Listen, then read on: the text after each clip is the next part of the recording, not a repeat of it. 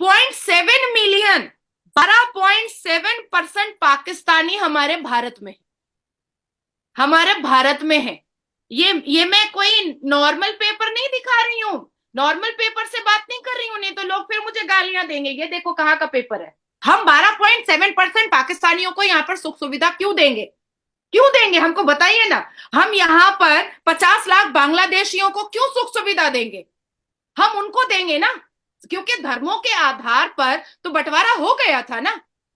हिस्सेदार दो थे, बंटवारा तीन हुआ था। नेहरू और जिन्ना हिस्सेदार था, जो गांधी जी के गोद में बैठा रहता था। तो एक ने पाकिस्तान ले लिया और एक ने भारत को अपने अब्बा जान का समझ लिया, नेहरू ने, जो पाकिस्तान दे दिया जिन्ना को। और फिर बांग्लादेश बट गया, वो भी इस्लामिक देश हो गया, पाकिस्तान भी इस्लामिक देश हो गया।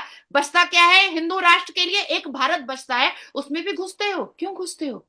क्यों घुसते हो? और नेहरू ने जब जब पाकिस्तान का हिस्सा दिया था, तो गांधी गांधी ने क्या सोचा था कि गांधी के अब्बा का है या नेहरू के अब्बा का है? भारत भारत किसी के अब्बा का तो नहीं था ना। मुंह पे अल्लाह अल्लाह और बगल में छुरी, ये तो नहीं चलेगा ना। ये नहीं चलेगा। ये भारत अब नेहरू का भारत नहीं है।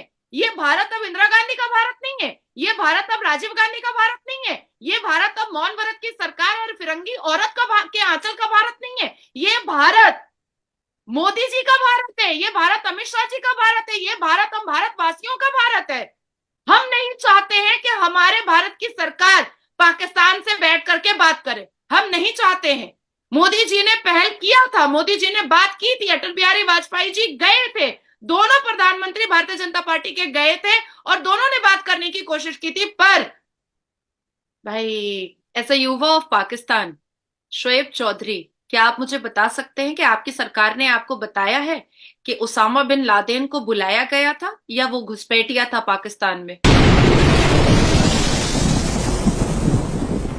जी तो दोस्तों, मैं हूं सुहेब चौधरी और आप देख रहे हैं मेरा और आपका YouTube channel real entertainment TV. सबसे पहले आपकी मोहब्बतों का बहुत शुक्रिया कि आप मेरे काम को पसंद करते हैं, लेकिन अगर किसी ने अभी तक इस चैनल को सब्सक्राइब नहीं किया तो सब्सक्राइब कर दें ताकि हर आने वाली वीडियो आप तक पहुंच सके। बातें बहुत सी हैं बताने को, खबरें बहुत सी हैं सुनाने को, लेकिन आज हम सबसे पहले बात करेंगे कि इंडिया के फॉरेन मिनिस्टर डॉक्टर जयशंकर ने एक बुक लिखी है जिसका नाम है वाई भारत मैटर्स, और उसके अंदर ही उन्होंने पाकिस्तान का भी जिक्र किया है। और जब पाकिस्तान के हवाले से उनसे सवाल किया गया, उन्होंने ये बोला कि दुनिया के तमाम कंट्रीज रेलिवेंट हैं लेकिन पाकिस्तान इररेलिवेंट है। पाकिस्तान टेबल टॉप की बात भी करता है और साथ ही साथ क्रॉस बॉर्डर टेररिज्म का भी शिकवा है। और उसके अलावा उन्होंने बहुत सी ऐसी बातें की हैं जो आज नाजिया इलाही खान साहब हमारे साथ मौजूद हैं, उनके साथ डिस्कस करेंगे। सीएए लॉ के हवाले से डिस्कस करेंगे, बहुत ज्यादा चर्चा में है। नादिया जी, अस्सलाम वालेकुम। वंदे मातरम, भारत माता की जय, जय श्री राम। कैसी हैं आप? ठीक हैं? खैरियत से हैं? बहुत अच्छी हूँ, एकदम जबरदस्त। नाजिया जी, क्या वजह, पहले तो मैं ये पूछना चाहूंगा कि चाहे हम अपने मेन चैनल पे आपके साथ वीडियो करें या अपने किसी भी छोटे चैनल, मतलब छोटे सेंस में जिसके सब्सक्राइबर कम है, आपकी वीडियो बहुत पसंद की जाती है हमारे साथ, या खास तौर पे मतलब बहुत ज्यादा देखी जाती है। उसकी क्या रीजन है? कहीं आप खुद तो नहीं ये वीडियो को शेयर वगैरह कर देती? मतलब अब ये एक एलिगेशन बाकी था, ये भी लगवा दिया तुमने। नहीं यही मैं एक एलिगेशन बच रहा था, अब नहीं, तुमने ये भी लगा दिया। नहीं, नादिया ऐसा जी, कुछ नहीं है। उसकी रीजन ये है, मेरा एक दूसरा चैनल मैंने आपको बताया था सुहेब चौधरी व्लॉग के नाम से, हमने उस वो मतलब उस पे 25-30 हजार सब्सक्राइबर थे, लेकिन वीडियो 500 के पे जा रही है, वीडियो 400 के पे जा रही है। मैं तो ये तो भगवान राम की कृपा है। ये तो ठीक है। भगवान राम का आशीर्वाद है। देखो, ऐसा है कि इस सत्य के आधार पर इंसान जो भी बात रखता है ना, लोग उसको सुनना पसंद करते हैं। और जब हम हवाबाजी करेंगे ना, बैठ जिस दिन नाजिया इलाही खान हवाबाजी करेगी, उस दिन उसको कोई नहीं सुनना पसंद करेगा। कोई भी सुनना नहीं पसंद करेगा। तुमको याद होगा शोएब कि मेरा गोल ब्लैडर का ऑपरेशन हुआ था और उसके दूसरे दिन तुमने मेरे साथ इंटरव्यू किया था।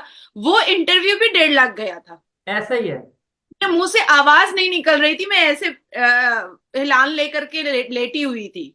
ऐसे ही है। नहीं नादिया जी, 1.5 लाख तो हमारा कोई, हम आपके साथ कोई भी प्रोग्राम 1.5 लाख नहीं, कम अज कम 2-3 लाख तो एटलीस्ट रहता है, ये वैसे तो दो मैंने मिलियन पे। देखा ही नहीं। अब तो वो आई पहले दिन 1.5 लाख पे गया होगा। वैसे वो अभी आपके ओके। साथ एक प्रोग्राम हमारा 2 मिलियन प्लस पे है, मिलियन पे 2-3 प्रोग्राम है, बहुत सी है। मतलब ये है कि मैं खुद हैरान होता हूँ कि आखिर आपके देखने वाले, आपको आपको सुनने वाले बहुत से हैं। नादिया जी, टॉपिक की तरफ आते हैं। अभी डॉक्टर जयशंकर ने स्टेटमेंट दी है पाकिस्तान के हवाले से कि भाई दूसरे तमाम कंट्रीज रेलिवेंट हैं, कहीं ना कहीं बात हो सकती है, रिलेशन, ट्रेड, सब कुछ, लेकिन पाकिस्तान टेबल टॉक की बात करता है, लेकिन साथ ही साथ क्रॉस बॉर्डर टेररिज्म और इररेलीवेंट, हम पाकिस्तान को इररेलीवेंट बना चुके हैं। ये उनकी स्टेटमेंट है। क्या कहना चाहेंगे इस हवाले से आप? देखिए, मैं आज सुषमा स्वराज जी के बारे में जरूर बात करना चाहूंगी। एक बहुत ही स्ट्रॉन्ग पिलर हमारे, वो भी हमारी फॉरेन मिनिस्टर रह चुकी हैं जी। पहले। और उन्होंने तो एक ट्विटर पर ही पॉलिटिक्स, जियो पॉलिटिक्स उन्होंने ओपन किया था। और पाकिस्तान की लड़कियों को, जो वहां पर हमारी हिंदू सनातनी लड़कियां थी जो अत्याचारित हो रही थी, वो पाकिस्तान से अपने अपने प्राइवेट जेट पर लेकर के भी आई थी। फॉरगेट अबाउट के क्या होने वाला है नहीं होने वाला है, वो उठा करके लेकर आई थी, लेकिन सारे प्रोसेस के साथ। तो जब सुषमा स्वराज जी का देहांत हुआ था तो हम लोग काफी, मतलब थोड़े से मुरझा गए थे कि इतनी गद्दावर फॉरेन मिनिस्टर, इतनी जोशीली फॉरेन मिनिस्टर, और एक महिला फॉरेन मिनिस्टर जिस जो ना आगे देखती है ना पीछे देखती है, बस भारत और भूमि के लिए काम करती है। क्या हमें दोबारा ऐसा फॉरेन मिनिस्टर मिलेगा? हम ये सोचते थे, भारत के नागरिक ये सोचते थे। और जब डॉक्टर एस जयशंकर आए, उन्होंने सोने पे सुहागा, उन्होंने चार चांद लगा दिया। और फॉरेन मिनिस्टर के तौर पर जो कर्तव्यों का पालन और जो राष्ट्र के प्रति प्रेम दिखाया उन्होंने, हमें ऐसा लगता है कि हमें सुषमा स्वराज जी की परछाई मिल गई, हमें सुषमा सुषमा स्वराज जी का अक्स मिल गया है। और जो देश से प्रेम उनकी जुबान से नजर समझ में आता है, वो वाकई में हम कन्विंस होते हैं कि डॉक्टर एस जयशंकर भारत से बहुत प्यार करते हैं। डेफिनेटली उन्होंने अपनी पहली ओरिजिनल जो बुक है, जो फर्स्ट कॉपी है, वो उन्होंने भारत के प्रधानमंत्री श्री नरेंद्र दामोदर दास मोदी जी के हाथ में दिया है। और उस प्रेस कॉन्फ्रेंस में उन्होंने भारत को के लिए बिल्कुल कहा है, बल्कि बुक का नाम ही है भारत मैटर्स। और पाकिस्तान के लिए उन्होंने इररेलीवेंट कहा है। तो अब आप मुझे बताएं कि आप क्या रेलिवेंट हैं? क्या सऊदी अरबिया की नजर में आप रेलिवेंट हैं? 57 मुस्लिम मुल्कों की नजर में आप रेलिवेंट हैं? या चाइना, जिसको आपने आंखा बना करके रखा है, उसकी नजर में आप रेलिवेंट हैं?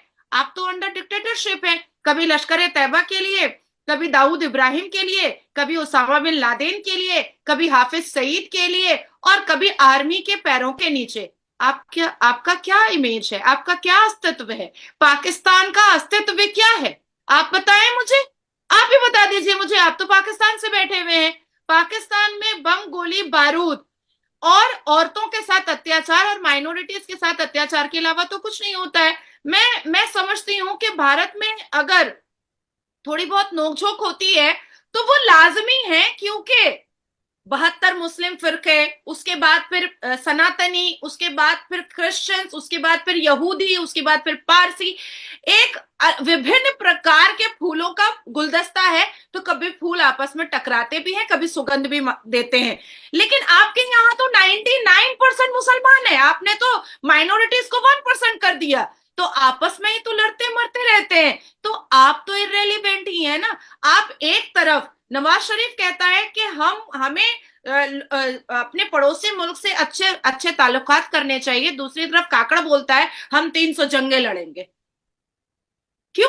अभी आज के दिन ही देखिए ना, बॉम्बे में एक बिल्डर अरेस्ट हुआ है 500 करोड़ के फ्रॉड पर, जिसका डायरेक्ट लिंक था अबू बकर शेख से, आरिफ भाईजान से, दाऊद इब्राहिम का पैसा खटाता था और छोटा शकील के साथ बॉम्बे में प्रोजेक्ट करता था। हमारे एनआईए ने 1000 रेड किया है, जिसमें 76 पाकिस्तानी आईएसआई स्लीपर सेल जो है वो अरेस्ट हुए हैं। तो आप तो वाकई में, आप तो कन्फ्रंटेशन के बारे में बात भी मत कीजिए। आप मुंह पे अल्लाह अल्लाह और बगल में छुरी, ये तो नहीं चलेगा ना। ये नहीं चलेगा। ये भारत अब नेहरू का भारत नहीं है। ये भारत अब इंदिरा गांधी का भारत नहीं है। ये भारत अब राजीव गांधी का भारत नहीं है। ये भारत अब मौन व्रत की सरकार और फिरंगी औरत के आंचल का भारत नहीं है। ये भारत मोदी जी का भारत है। ये भारत अमित शाह जी का भारत है। ये भारत हम भारतवासियों का भारत है।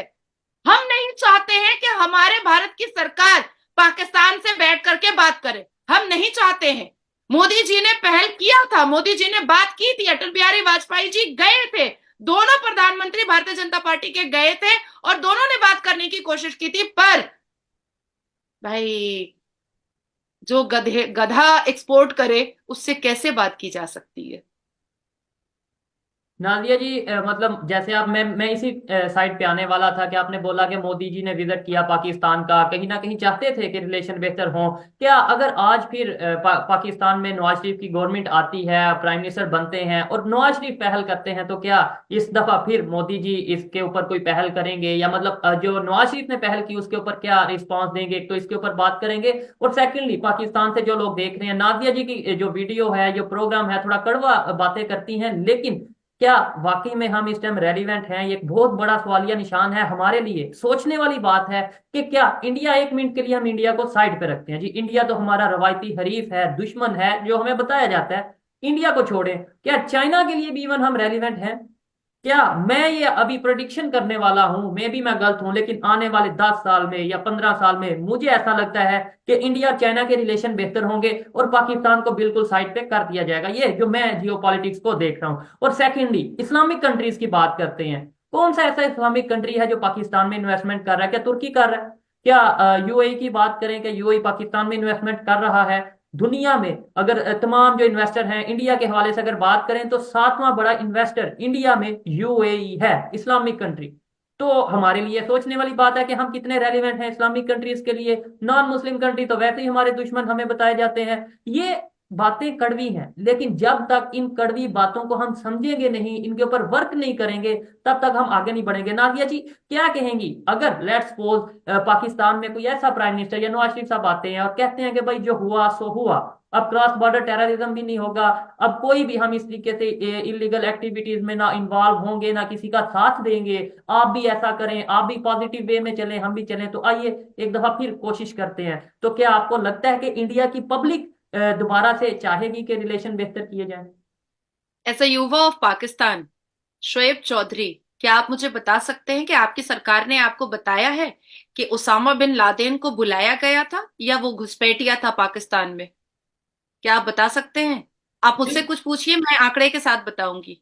बिल्कुल जी। और इसके ऊपर तो सवाल भी जब उठाए, मैं उसामा बिन लादेन के हवाले से इन डिटेल बात करता हूँ। पहले तो ये कहा गया कि यहाँ पे है नहीं, कोई लिंक नहीं, लेकिन मैं नहीं बोल रहा, ये इंडिया जो यूएस के प्रेसिडेंट हैं उन्होंने अपनी बुक में लिखा कि जब उसामा बिन लादेन का ऑपरेशन किया गया तो मुझे ऐसा लगा कि भाई अभी पाकिस्तान के प्रेसिडेंट या प्राइम मिनिस्टर या कोई भी कॉल करके बोलेंगे कि आपने कैसे हिम्मत की, या कैसे आपने हमारी बाउंड्री को क्रॉस किया और यहाँ पे आके ऑपरेशन किया।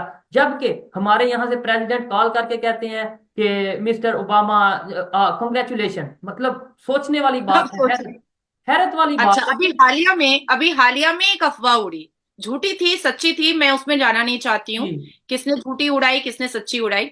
दाऊद इब्राहिम को पॉइजन दे दिया गया है। जी क्या आपके पाकिस्तान के कोई भी एक लीडर ने जो अभी मौजूदा सरकार में है, क्या उसने आकर के पुष्टिकरण की, या सच की या झूठ की, या ये कहा कि दाऊद इब्राहिम तो यहाँ है ही नहीं, या ये कहा कि नहीं दाऊद इब्राहिम है लेकिन वो जिंदा है? ऐसा कुछ कहा? नहीं कहा। डॉन न्यूज़पेपर, जिसमें साफ लफ्जों में, उस पेपर की कटिंग आज भी मेरे पास है, जिसमें नवाज शरीफ ने खुद कहा है कि अजमल कसब पाकिस्तान का था। जी, ये मैं जानता हूँ, ये चीज तो नवाज शरीफ की तरफ से तो स्टेटमेंट अजमल कसाब के ये हवाले से। चीजें ये चीजें अब पाकिस्तान भूल जाए, क्योंकि भारत में हम जैसे लोग अब सर्वोच्च न्यायपालिका चले जाएंगे अगर भारत की सरकार पाकिस्तान से बैठ करके बात भी करना चाहेगी तो। भारत के नागरिक अब रोड पर उतर जाएंगे अगर भारत की सरकार पाकिस्तान से बात करना चाहेगी तो। भारत के नागरिक धरना पर और भूख हड़ताल पे बैठ जाएंगे अगर भारत की सरकार पाकिस्तान से बात करना चाहेगी तो। क्योंकि हालिया में जो मुजम्मिल जी का डेथ हुआ है, वो हमारी हमारी आंखें अभी तक गीली हैं। हमारे 3 जवान जो वीरगति प्राप्त की है कश्मीर में, और उसके बाद अभी जो हरकत किया पाकिस्तान ने हालिया में फिर से जम्मू कश्मीर के बॉर्डर पर, क्या हम वो भूल जाएं? जो अभी देखो, हमास और फलस्तीन के को लेकर के इसराइल को कितना टारगेट किया, भारत के मुसलमानों ने भी किया और पाकिस्तान के मुसलमानों ने भी किया। हमारे भारत ने वो दर्द सहा है कश्मीर में, जब कश्मीर में कश्मीरी पंडितों के साथ, जब उनकी बहु बेटियों के साथ जेनोसाइड, नरसंहार, बलात्कार और उनके साथ अश्लीलता हो रही थी, तो हमने जो इजराइल की बहु बेटियों के साथ हुआ वो हमने अपनी नंगी आंखों से देखा है, हमारे भारत में देखा है।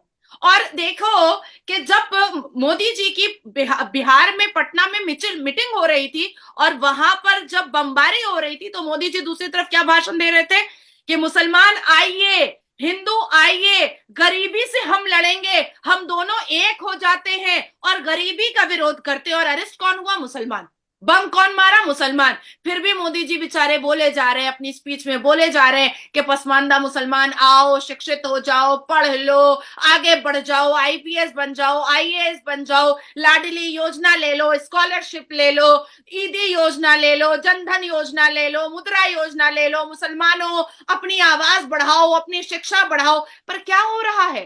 कुछ हो रहा है? मुसलमान अपनी जगह है, एक ही नारा है, गुस्ताखे रसूल की सजा करो, सरतन से जुदा हिंदुओं का, बस एक ही नारा है। और जैसे ही वो अरेस्ट हो जाता है कानूनी शिकंजे में, तो फिर वो विक्टिम कार्ड मुसलमान खेलने लगता है कि अरे मुसलमान बहुत अत्याचारित है, अरे मुसलमानों को बहुत भारत में डराया जा रहा है, पाकिस्तानियों सुनो सुनो सुनो सुनो, हमें भारत में बहुत डराया जा रहा है। भाई तुम लव जिहाद किए हो, भाई तुम बोटियां करते हो हिंदू बेटियों की, भाई तुम नरसंहार करते हो, तुम बलात्कार करते हो, तुम गला रेतते हो, और जब तुमको जेल की सलाखों में भेजा जाता है तो तुम कहते हो कि पाकिस्तानी मुझे बचाओ, पाकिस्तान मुझे बचाओ, भारत में हमारे ऊपर अत्याचार हो रहा है।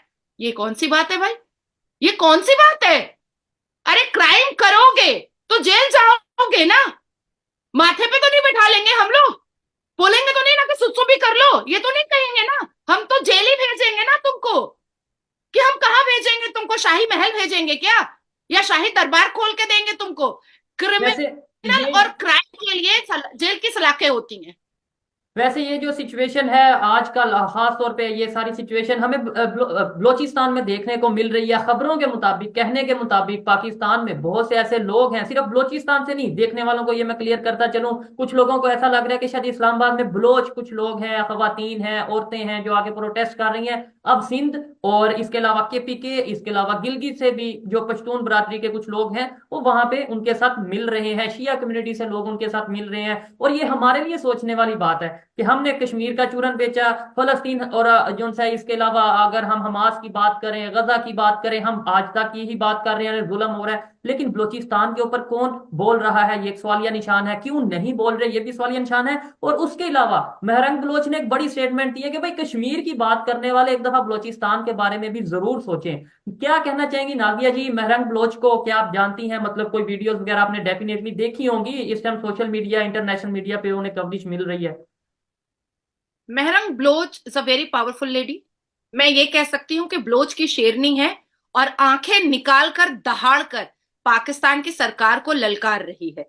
मेहरंग ब्लोच वो है जिसने 12 साल की उम्र में अपने अपने वालिद को खोया था और 2 साल के बाद उनकी डेड बॉडी पाई थी उसने। मेहरंग ब्लोच वो है जो एक जीता जागता जवान जवान आवाज है, जो पाकिस्तान की आंख में आंख डाल करके और हलक से अतड़ियां निकालने का काम कर रहा है। मेहरंग बलोच ने फिजा खान जैसी एंकर को उसकी औकात याद दिलाई है। मेहरंग बलोच वो है जो कड़कड़ाती हुई सर्दी में ठंडे पानी का अत्याचार और ओस को भी अपने कलेजे पर ले करके अपने कदम को पीछे नहीं कर रही है और आंखें डाल करके पाकिस्तान की सरकार को ललकार रही है कि अगवा किए हो हमारे बलोच के नौजवान लड़कों को तो कहां रखे हो, अगवा किए हो हमारे बलोच की जवान लड़कियों को तो कहां रखे हो, जिंदा है तो भी दे दो और मुर्दा है तो भी बता दो कि कहां है।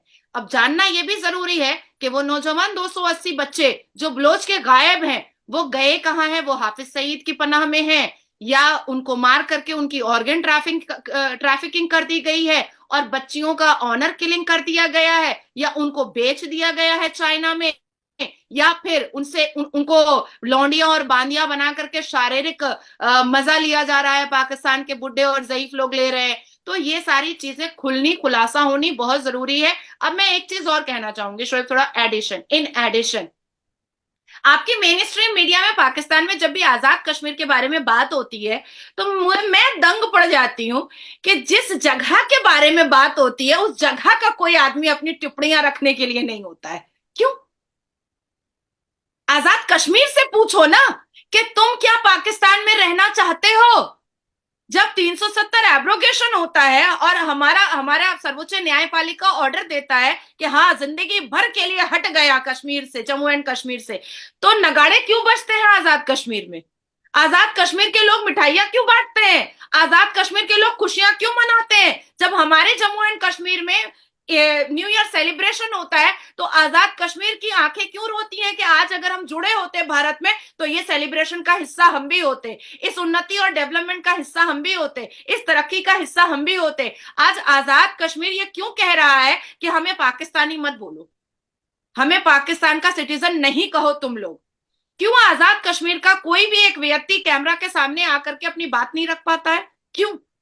नादिया जी, आप खुद को छुपा रहे हैं। मैं क्योंकि मैंने कश्मीर का विजिट किया, आजाद कश्मीर, पाकिस्तान साइड कश्मीर का विजिट किया, तो जो चीजें मैंने ऑब्जर्व की वो भी मैं जरूर शेयर करना चाहता हूँ। मैं ये चाहता हूँ कि मतलब ये है कि अनबायस्ड ओपिनियन है, जो ऑब्जर्वेशन है वो देखने वालों तक पहुंचे। इस बात में कोई शक नहीं, जो आपने बातें की हैं कुछ से मैं एग्री और कुछ से डिसएग्री करता हूँ, इस बात में कोई शक नहीं कि पाकिस्तान में वो अपने आप को उस तरीके से नहीं समझते। और आजाद कश्मीर के जो लोग हैं, पाकिस्तान साइड कश्मीर के लोग, वो ये कहते हैं कि भाई हमें पाकिस्तान से कोई सरोकार नहीं, हमारा हमसाया है, नेबर है, इस्लामिक कंट्री है, लेकिन हम अपनी एक अलहदा रियासत, यूथ की मैं बात कर रहा हूं, वो ये चाहते हैं। सेकेंडली, अगर इंडिया के हवाले से बात करें, ये मेरी अब पर्सनल ऑब्जर्वेशन है, कोई एग्री डिसएग्री कर सकता है, वो ये नहीं कहते, वो ज्यादातर लोग ये कहते हैं हमने भाई आजाद रियासत, अलग रियासत बनानी है। यूथ ये चीज डिमांड करती है, ये चीज समझ रही है कि हाँ भाई इंडिया साइड में डेवलपमेंट हो रही है। ये जो चीज मैंने ऑब्जर्व की मैं बता रहा हूँ, वो ये चीज समझ रही है कि भाई ये एक नदी है, नदी के उस पार 3G का जो सा इंटरनेट है, नदी के उस पार स्कूल कॉलेज यूनिवर्सिटी है, वो ये चीज समझ रहे हैं। लेकिन जो मोस्टली लोग हैं वो यही कहते हैं कि भाई इंडिया के साथ नहीं मिलना, हमने अलहदा रियासत बनानी है और पाकिस्तान के साथ भी नहीं मिलना। ये मेरी ऑब्जर्वेशन है जो मैं आपको बता रहा हूँ। यूथ लेकिन अब ये सोच रही है, यूथ अपनी ओपिनियन रख रही है कि भाई हमने, वहां पे डेवलपमेंट हो रही है, वहां पे आटा सस्ता है, वहां पे जॉब मिल रही है, एजुकेशन मिल रही है, तो हमें उस हवाले से सोचना चाहिए। लेकिन मोस्टली लोग अपनी जो ओपिनियन रखते हैं वो मैंने आप तक शेयर की। आप उससे एग्री डिसएग्री कर सकती हैं। नादिया जी आगे। विजन तो यूथ ही होता है ना, जी, न्यू डेफिनेट। विजन तो यूथ ही होता है ना। और ये एक बड़ा सवाल ये है कि अभी लेट्स सपोज यूथ कर रही है ये डिमांड या बात कर रही है, आने वाले 5 साल बाद क्या होगा, ये हमारे लिए सोचने वाली बात है, समझने वाली बात है, अगर ऐसा ही चलता रहा। नादिया जी, एक लॉ की बहुत जिक्र किया जा रहा है, CAA, क्या कहना चाहेंगे इस हवाले से? थोड़ा सा आप क्योंकि एडवोकेट हैं, कानून को समझती हैं बहुत अच्छे से, क्या कहना चाहेंगी आप?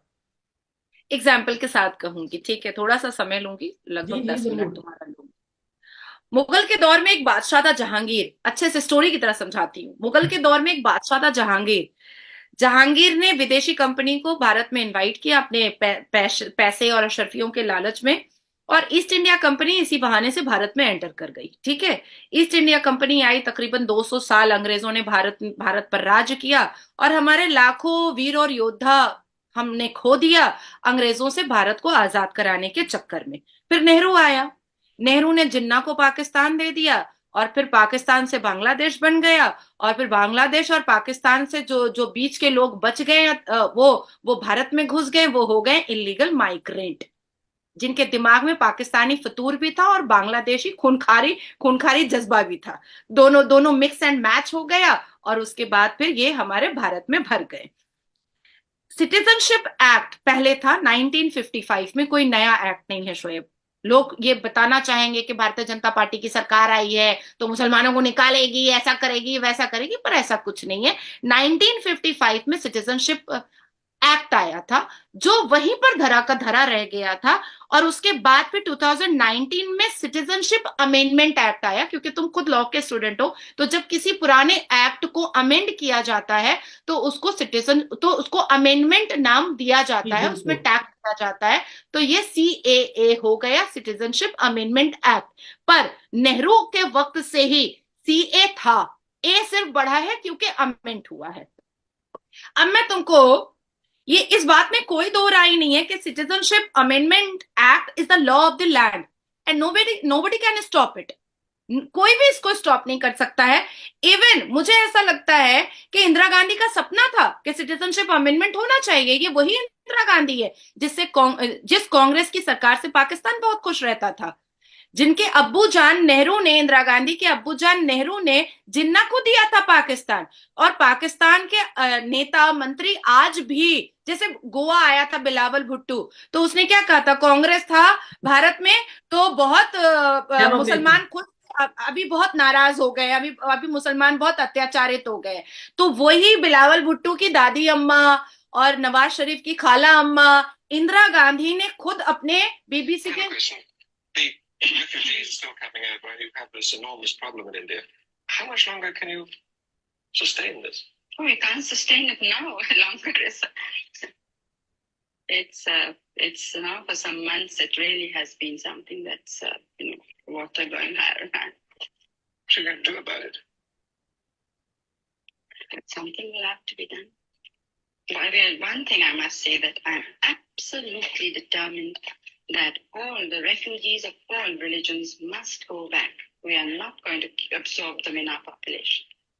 Would you have necessarily put them back by अच्छा, ये तो force? मतलब ये तो खुद ही बोल रहे हैं कि भाई जो भी, चाहे किसी भी मजहब से बिलोंग करते हैं, तो यानी कि ये बीजेपी की तरफ से लॉ नहीं बनाया गया, ये पहले से ही था।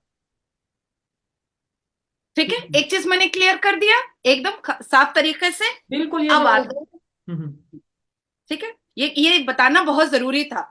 सिटीजनशिप अमेंडमेंट एक्ट जब अमेंड होने के लिए इसका बिल पहली बार 2019 में 4 दिसंबर को लोकसभा के अंदर पढ़ा गया, इस पर आर्गुमेंट किया गया, इस पर बहुत सारे कन्फ्रंटेशन हुए, इस पर बहुत सारे बहस मुबाहिसे हुए, गौर तालाब हुआ, तब जाकर के 9 दिसंबर को लोकसभा में minister of home affair Shri Amit Shah ji ने इसको प्लेस्ड किया। ठीक है, बहुत कुछ होने के बाद 10 दिसंबर में 311 मेंबर ऑफ पार्लियामेंट ने सिटीजनशिप अमेंडमेंट एक्ट के फेवर में वोट किया और 80 ने अगेंस्ट में वोट किया, क्योंकि आंकड़े 311 के ज्यादा हो रहे थे, तो लोकसभा से पास हो गया। अब आती है बात राज्यसभा में। राज्यसभा में 125 राज्यसभा मेंबर ने सिटीजनशिप अमेंडमेंट एक्ट के फेवर में वोट किया और 105 राज्यसभा मेंबर ने इसके अगेंस्ट में किया, क्योंकि आंकड़े 125 भी ज्यादा आ रहे थे। तो सिटीजनशिप अमेंडमेंट एक्ट जो है वो पास हो गया, लोकसभा से भी राज्यसभा से भी।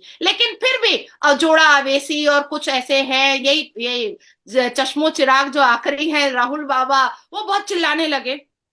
फिर इसको स्टैंडिंग कमेटी में भेजा गया, स्टैंडिंग कमेटी से भी अप्रूव होकर के आ गया, फिर इसको राष्ट्रपति भवन भेजा गया, भारत के प्रेसिडेंट के पास, वहां से भी अप्रूव होकर के आ गया।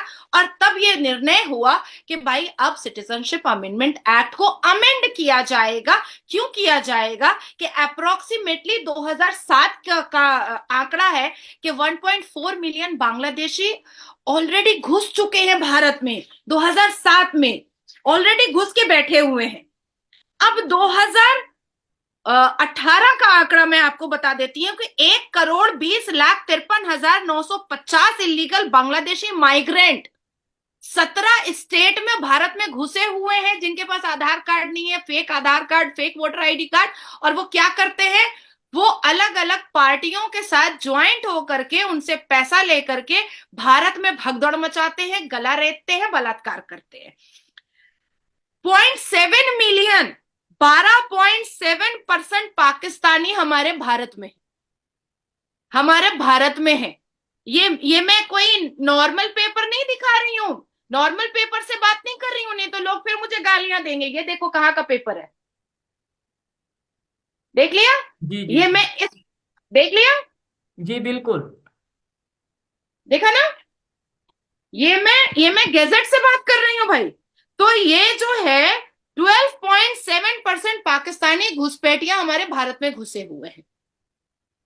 अब आप बताइए मुझे कि क्या हम लोगों को इसको निकालना नहीं चाहिए? आपने अफगानी निकाला ना, मैं उसी साइड पे आने वाला था कि ये तो प्रॉपर एक टॉपिक बनता है, इसके ऊपर मार हम के प्रॉपर। निकाला ना, जी जी, अफगानिस्तान के साथ एकदम मतलब उसको लूट खसोट करके, उसको कुत्तों की तरह 1 नवंबर का अल्टीमेटम दे करके उसको निकाल बाहर फेंक दिया।